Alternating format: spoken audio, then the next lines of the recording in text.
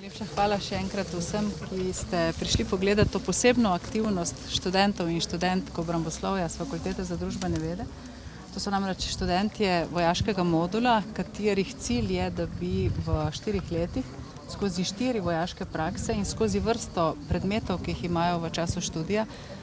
izpolnili pogoje za vstop v šolo za častnike. In tu smo danes lahko videli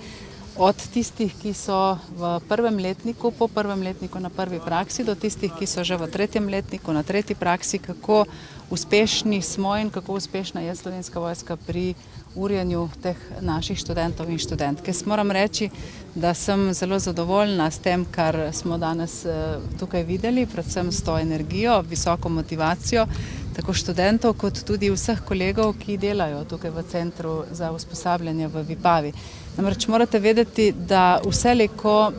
nekdo mlad človek, sploh pa bodoči intelektualec, kakršen je družboslovec na Fakulteti za družbene vede, vstopa v takšno organizacijo, kot je vojaška organizacija, torej Slovenska vojska, ima določena pričakovanja, ima pa tudi določene dvome glede ravnanja te organizacije. In tu mislim, da je ključno, da so prav v Centru za usposabljanje v Vipavi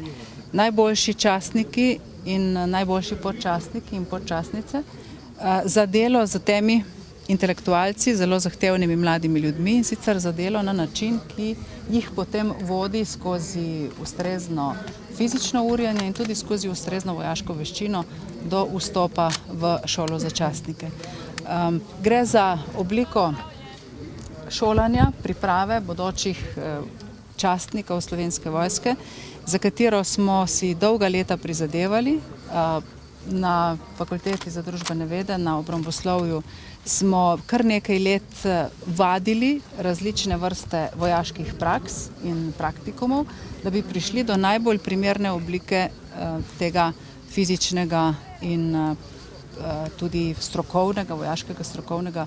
urjanja naših študentov, in mislim, da se sedaj približujemo tistemu, kar bo za prihodnost neka vse bolj primerna oblika, ne samo za študente, ki prihajajo z Fakultete za družbene vede, ampak tudi za vse študente iz vseh morebitnih bodočih vojaških modulov na drugih fakultetah, oziroma vseh tistih mladih, ki bodo s štipendijami prihajali v Slovensko vojsko z namenom, da bi postali častniki oziroma častnice te vojske.